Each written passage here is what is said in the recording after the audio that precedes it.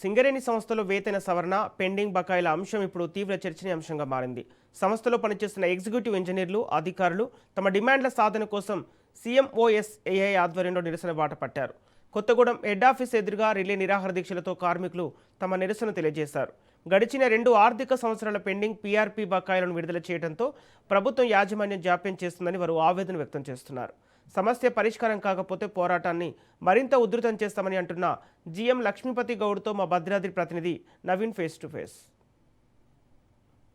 సింగరేణి వ్యాప్తంగా వారి బకాయిలు మరియు ఈ వేతనాలు పెంచాలంటూ కూడా సింగరేణి అధికారులు అదేవిధంగా ఎగ్జిక్యూటివ్ ఇంజనీరింగ్ ఆధ్వర్యంలో CIOAI ఆధ్వర్యంలో గత కొన్ని రోజులుగా అయితే ఈ యొక్క నిరసన కార్యక్రమాలు చేపడుతున్న పరిస్థితి కూడా ఉంది. ఈ నేపథ్యంలో భద్రాద్రి కొత్తగూడెం జిల్లా కేంద్రమైనటువంటి కొత్తగూడెం హెడ్ ఆఫీస్ ఎదురుగా ఇటు సింగరేణి అధికారులు అదేవిధంగా ఎగ్జిక్యూటివ్ ఇంజనీర్లు ఈ రోజు నుంచి నిరసన దీక్ష అంటే రిలే దీక్షలు చేయబోతున్నారు. అయితే దీనికి సంబంధించి వారి యొక్క డిమాండ్లు ఏంటి, వారి ప్రధాన సమస్యలు ఏంటో తెలుసుకునే ప్రయత్నం చేద్దాం. సార్ చెప్పండి, అంటే మీ ప్రధాన డిమాండ్లు ఏంటి ఈ యొక్క నిరసన చేపట్టడానికి? ముఖ్యంగా ప్రధానమైన డిమాండ్ ఏంటంటే పే అప్గ్రేడేషన్ ఇమీడియట్గా ఆల్రెడీ కోల్ ఇండియాలో మనకు జనవరి 26 నుంచి అమలు చేస్తున్నారు. దాని అదేవిధంగా సింగరేణి కూడా అమలు చేయాలని చెప్పేసి మనం అడుగుతున్నాము. ఆల్రెడీ కమిటీ కూడా ఫామ్ చేశారు. కమిటీ కూడా రిపోర్ట్ పాజిటివ్ ఇచ్చింది.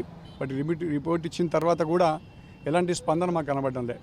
అదేవిధంగా PRP విషయానికి వచ్చేస్తే సంవత్సరం 22-23 సంవత్సరము, 23-24 సంవత్సరము, అదేవిధంగా 24-25 సంవత్సరం కూడా ఆల్రెడీ వచ్చేసింది. కోల్ ఇండియాలో ఆల్రెడీ పేమెంట్ జరిగిపోయింది. సింగరేణి మాత్రం ఇప్పటి వరకు పేమెంట్ జరగలేదు. ఇదేంటంటే PRP అనేది కొద్ది జీతంలో ఒక పార్ట్. 2007లో పే రివిజన్ అయినప్పుడు ఆఫీసర్స్ ముఖ్యమైన భూమిక పోషిస్తారు కాబట్టి వీళ్ళని దీంట్లో పర్ఫార్మెన్స్ బేస్డ్ మీద పెట్టాలని చెప్పేసి దాంట్లో ఇంక్లూడ్ చేశారు. దాన్ని బేస్ చేసుకొని గవర్నమెంట్ సంస్థలు ఆల్ ఓవర్ ఇండియాలో ఉన్న గవర్నమెంట్ సంస్థలు అందరికీ పే చేసుకుంటూ వస్తున్నారు. మాకు కూడా పేమెంట్ అయింది. రీసెంట్గా 22 సంవత్సరం నుంచి మాకు పేమెంట్ ఆగిపోయింది. 2007 నుంచి మాకు పేమెంట్ జరిగింది. 2007-14 కోర్టు ఇచ్చింది. కోర్టు ఇచ్చిన తర్వాత ఆర్డర్ ఇచ్చిన తర్వాత పేమెంట్ జరిగింది. అదేవిధంగా 2015 నుంచి కంటిన్యూ పేమెంట్ అవుతుంది. ఈ మధ్యలో ఎందుకు ఆపారో అర్థం కాలేదు. సంస్థ నష్టాల్లో ఉందని చెప్పేసి ఒక వార్త పేపర్లో వస్తుంది, కానీ అలాంటిది ఏమీ లేదండి. ఎందుకంటే ఈ సంవత్సరం కూడా అంటే 25-26 సంవత్సరం కూడా సంస్థ రమారమిగా 2000 కోట్ల లాభాల్లో ఉండడానికి ఆస్కారం ఉంది. మరి నష్టం ఎక్కడ ఉంది? ఎక్కడ లేదు.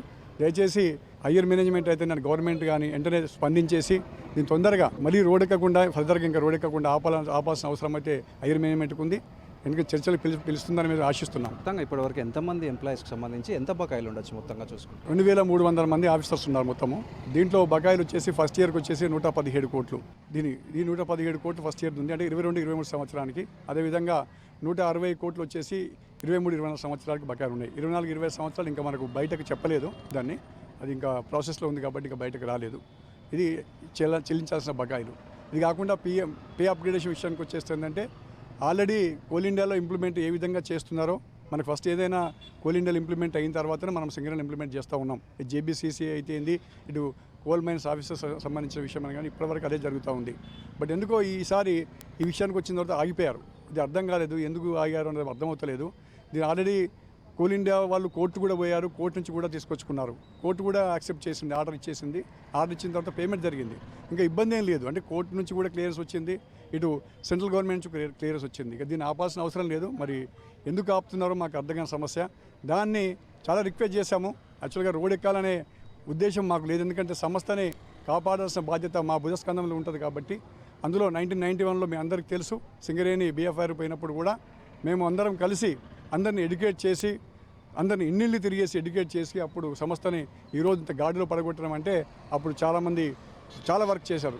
బట్ ఈరోజు బాధాకర విషయం ఏంటంటే మేమే రోడ్ ఎక్కాల్సిన అవసరం ఏర్పడింది.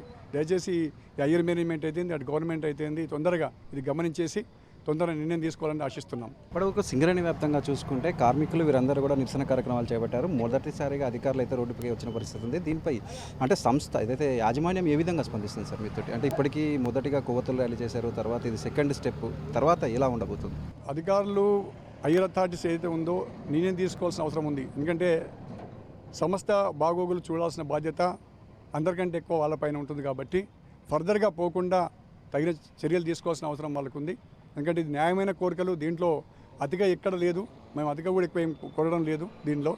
ఆల్రెడీ సింగరేణికి ఎలా పే చేయాలన్నది కూడా కోల్ ఇండియా డిసైడ్ చేస్తుంది. కోల్ ఇండియా డిసైడ్ చేసింది, పేమెంట్ కూడా చేసింది. జస్ట్ వాళ్ళు చేయాలి. హైర్ అథారిటీస్ ఏదైతే ఉందో అటు గవర్నమెంట్ అయితే హైర్ అథారిటీస్ అయితే అందరూ నిర్ణయం తీసుకోవాలి. లేకపోతే సంస్థ మీద నెగిటివ్ యాటిట్యూడ్ పడుతుంది. ఇది గమనిస్తున్నారని నేను ఆశిస్తున్నాను. అంటే ఒకవేళ సంస్థ నుంచి మీకు స్పష్టమైనటువంటి ఏదైతే దీనికి మీరు చేస్తున్నటువంటి పోరాటాలకు సంబంధించి వారి నుంచి హామీలు రాకపోతే ఈ యొక్క పోరాటం ఏ విధంగా ఉండబోతుంది? సంస్థ నుంచి హైర్ నుంచి సరైన నిర్ణయం రాకపోతే మాత్రం ఇంకా దీన్ని ఫర్దర్గా ఉధృతం చేయాల్సిన అవసరం ఏర్పడుతుంది. సో సంస్థ మీద కూడా ఇబ్బంది ఏర్పడడానికి ఆస్కారం ఉంటుంది. నాకు తెలిసి అంతవరకైతే పోనీజన్ అనుకుంటున్నాను. ఎందుకంటే సంస్థ మీద అందరికీ మంచి అభిప్రాయం ఉంది, హైర్ అథారిటీస్ కూడా మంచి అభిప్రాయం ఉంది. కాబట్టి తొందరగా అయితే నిర్ణయం తీసుకుంటారని నేను ఆశిస్తున్నాను. మొత్తంగా మనం చూసుకుంటే ఏదైతే CMOAIతో ఆధ్వర్యంలో జరగబోతున్నటువంటి ఈ యొక్క నిరసన కార్యక్రమాలకి సంస్థ నుంచి స్పష్టమైన అంటే వీరికి హామీలు రాకపోతే మాత్రం ఈ యొక్క అంటే నిరసన కార్యక్రమాలు మరింత ఉధృతం అవుతాయని, కాబట్టి సంస్థ ఇప్పటికైనా కూడా దీనిపై త్వరితగతిన చర్యలు తీసుకోవాలంటూ వీరికి స్పష్టమైన హామీలు ఇవ్వాలంటూ కూడా వీరు కోరుతున్న పరిస్థితి కూడా ఉంది. కెమెరామెన్ మధుతో నవీన్, రాజ్ న్యూస్, భద్రాద్రి జిల్లా.